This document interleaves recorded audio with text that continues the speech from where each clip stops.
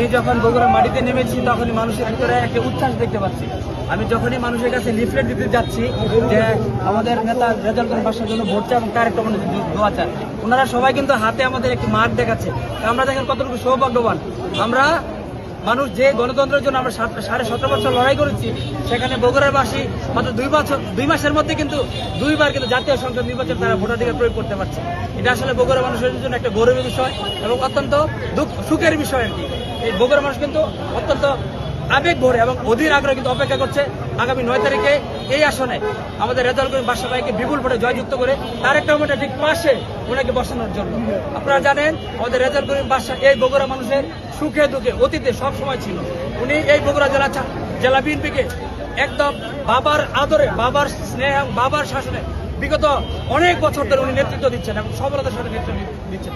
শুধু তাই নয়, উনি এই বগুড়া মানুষের, বিশেষ করে বগুড়ার যে নাগরিক যারা রয়েছে তাদের সুখে দুঃখে, তাদের বিভিন্ন সমস্যা, তাদের দুর্ভোগ এবং দুর্দশা লাঘব করার জন্য উনি মেয়রের দায়িত্ব পালন করেছেন এবং সফলতার সহিত উনি এই আওয়ামী লীগের দমন নিপীড়নের পরে কিন্তু অত্যন্ত সফলতার সাথে উনি কিন্তু মেয়রের দায়িত্ব পালন করেছেন।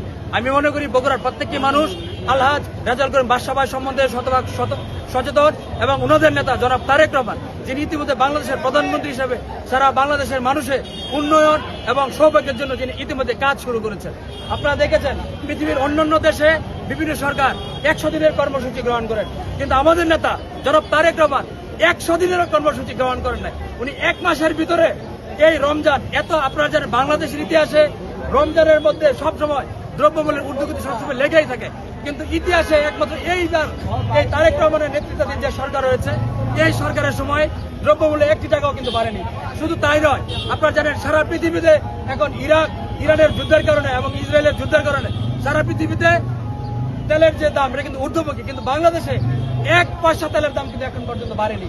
শুধু তাই নয়, আপনারা জানেন বাংলাদেশের অর্থনীতির অন্যতম যে প্রধান খাত তথা তৈরি পোশাক খাত, বাংলাদেশের ইতিহাসে শুধু এই সরকারের সময় কোন ধরনের ভাঙচুর, 1 দিনের 1 সেকেন্ডের জন্য কোন ধরনের গার্মেন্টস বন্ধ হওয়া ব্যতি রেখে, কোন ধরনের রাস্তা 1 সেকেন্ড নামা ব্যতি রেখে আমাদের প্রত্যেকটি মা বোনেরা তাদের বেতন ভাতা উচ্চপাতা সবকিছু হাসি মুখে তারা বুঝে পেয়েছে। সেজন্য আমরা মনে করি বগুড়ার মানুষ সচেতন। তারা বগুড়ার মানুষ কোন প্রতীককে ভোট দিলে তারা বাংলাদেশকে বিশ্বের দরবারে একটি সুখী, সমৃদ্ধ এবং একটি আধুনিক এবং সবল রাষ্ট্র হিসেবে দেখতে পারবে। বগুড়া মানুষ সেই মার্কা সম্বন্ধে সচেতন।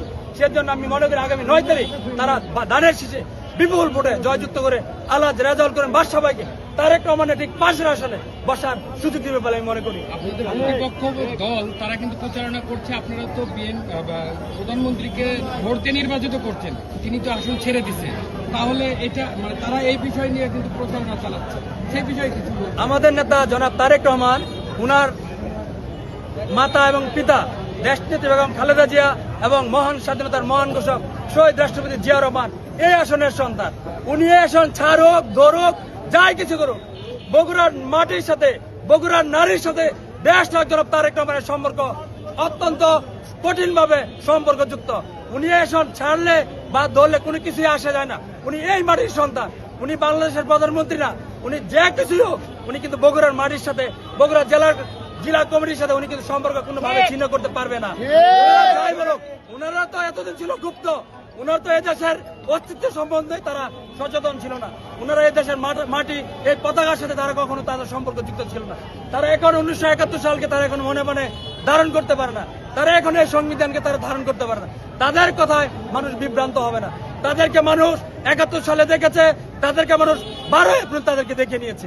তাদেরকে নতুন করে দেখার সুযোগ নাই। তারা কোন দেশের শক্তি, তার কোন দেশের প্রেতাত্মা, বগুড়া সহ সারা বাংলাদেশের মানুষ কিন্তু তা জানে এবং 12ই ফেব্রুয়ারি যেভাবে তাদেরকে প্রত্যাখ্যান করেছিল, আমি মনে করি আগামী 9 এপ্রিল বগুড়া মানুষ তাদেরকে ঘৃণা করে ভোটের মাধ্যমে প্রত্যাখ্যান করবে। আমার নাম মমিনুল ইসলাম জিশান, আমি জাতীয়তাবাদী ছাত্রদল কেন্দ্রীয় কমিটির 1 নম্বর যুগ্ম সম্পাদক।